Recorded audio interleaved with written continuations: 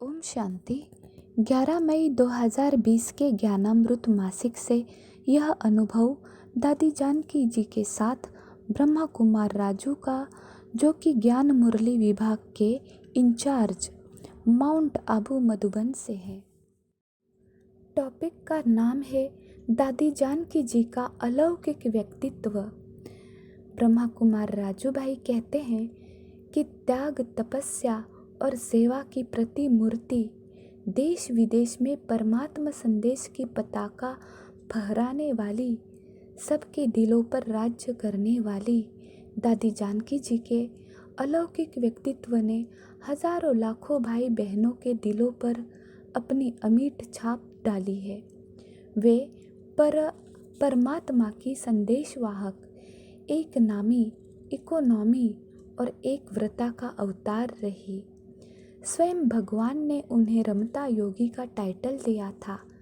जब संदेश पुत्रियों द्वारा सभी समर्पित भाई बहनों को अलौकिक नाम मिले तो भी उनके नाम में कोई भी परिवर्तन नहीं हुआ। साकार बाबा उन्हें प्यार से राजा जनक कहकर पुकारते थे। मीठी जगदम्बा माँ भी उन्हें प्यार से कहती थी कि आप तो विदेही जनक हो। वैज्ञानिकों ने आपको विश्व में सबसे एकाग्र मन वाली स्थित प्रज्ञ महिला के खिताब से नवाजा है। अथक बन की सेवाएं। ब्रह्मा कुमारीज का कारवा 14 वर्ष की तपस्या के पश्चात कराची से माउंट आबू में स्थानांतरित हुआ। उसके पश्चात ईश्वरीय सेवाओं के प्रारंभ में आपने भारत के विभिन्न प्रांतों में अथक बन सेवाएं की। रमता योगी बन चारों ओर भ्रमण करते हुए अनेक सेवा केंद्रों का प्रारंभ किया। कोई भी साधन सुविधाएं न होते हुए भी कई कई किलोमीटर पैदल चलकर, रिक्शों में, बैलगाड़ियों में बैठ बैठकर दिल्ली, पंजाब, बंगाल, महाराष्ट्र आदि कई प्रांतों में अनेक भाई बहनों को बाबा का वारिस बनाया है। उनका स्नेह एक यज्ञ पिता और बेहद यज्ञ में जुटाया। आप बचपन में दादा वासवानी के सत्संग में जाती थी। उनमें भी आपका बहुत स्नेह था। इसलिए सिंधी समाज की विशेष सेवा के लिए बाबा ने आपको पूना में भेजा। आपने अनेक सिंधी भाई बहनों को ज्ञान में चलाया, उन्हें बाबा के समीप लाया, उनकी भ्रांतियाँ दूर की। फिर वहाँ से ही विदेश की सेवाओं का शुभारंभ हुआ। टीचर्स ट्रेनिंग देने के निमित्त बनी। आप दीदी मनमोहिनी जी की बहुत नज़दीक स्नेही सखी थी।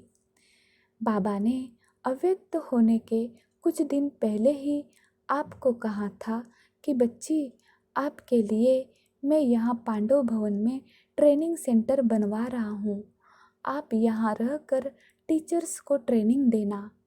बाबा के अव्यक्त होने के पश्चात जब टीचर्स ट्रेनिंग के कार्यक्रम शुरू हुए तो आप और दादी चंद्रमणि जी विशेष सभी को ट्रेनिंग देने के निमित्त बने। उस ट्रेनिंग में पालना ली हुई बहनें आज पूरे भारत में अपनी बेहद की सेवाएं दे रही है। मेरा व्यक्तिगत दादी जी से मिलना सन 1972 में हुआ। दीदी मनमोहिनी जी ने मेरा परिचय दादी जी से करवाया। आप ज्ञान रत्नों की खान थी। बाबा की मुरलियों पर गहन मनन चिंतन करने के ज्ञान की क्लासेस करवाती थी।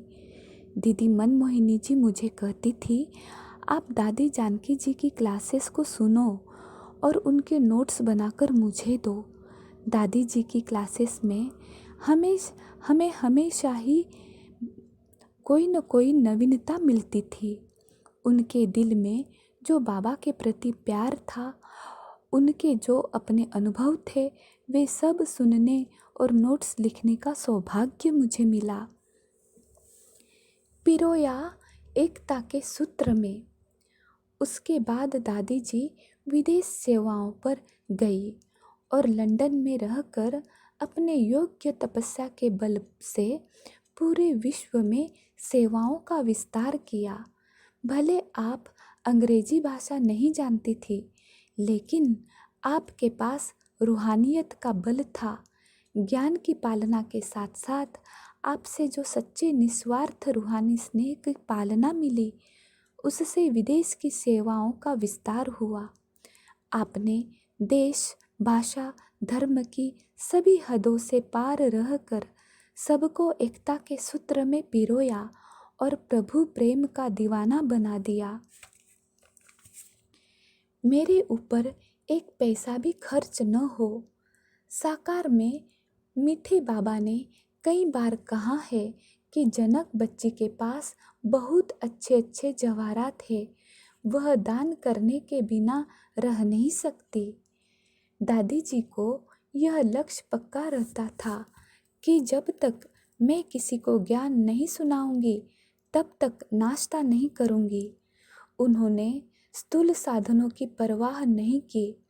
एक दो ड्रेस साथ में ली और सेवाओं पर निकल गई।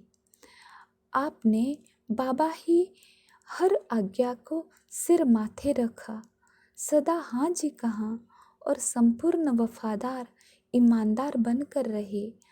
अगर कोई कुछ सहयोग देता तो आप बाबा के पास यज्ञ में पहले भेजती थी। आपका लक्ष्य रहता, मेरे ऊपर एक पैसा भी खर्च नहीं होना चाहिए। आपकी यही भावना रही कि मेरी अर्थी पर भी खर्चा नहीं होना चाहिए, फूल मालाएं भी नहीं चढ़नी चाहिए। बाबा ने आपकी इस आश को भी पूरा किया।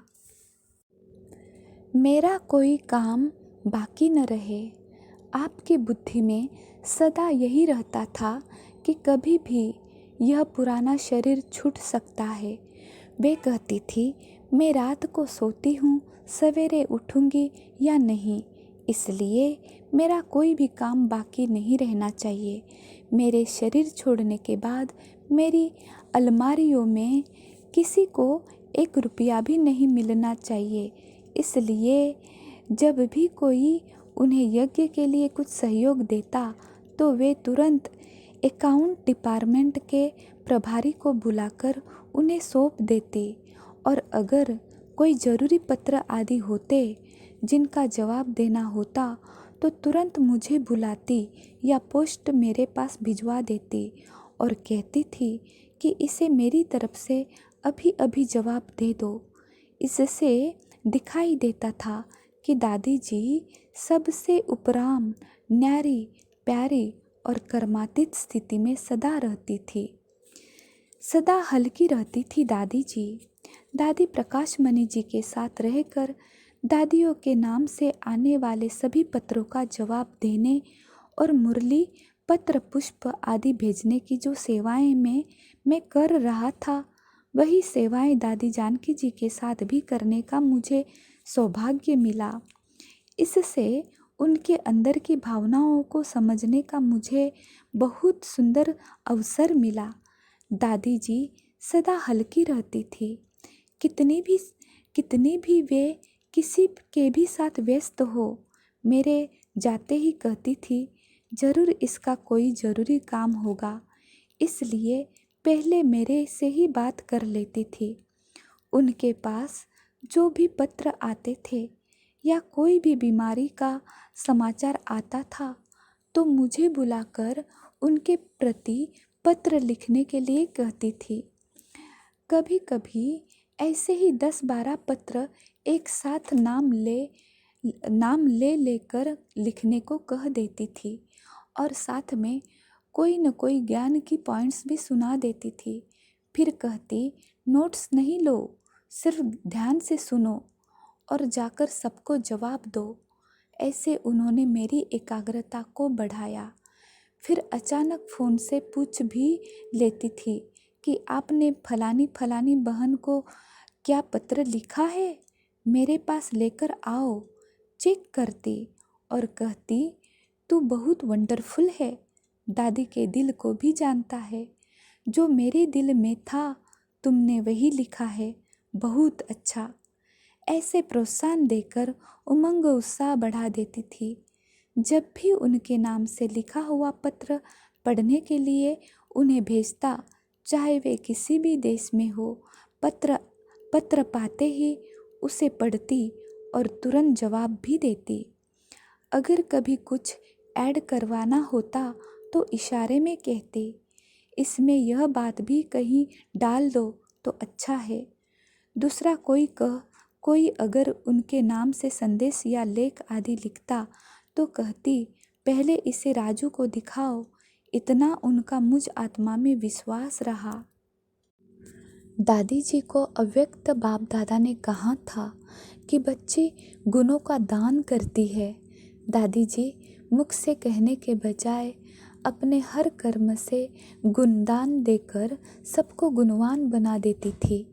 बड़ी आयु के कारण कैसे भी उनकी तबीयत हो, लेकिन अमृत वेले का योग और शाम के समय क्लास में आकर आधा घंटा योग करना, फिर क्लास करना, यह उनकी दैनिक दिनचर्या रही।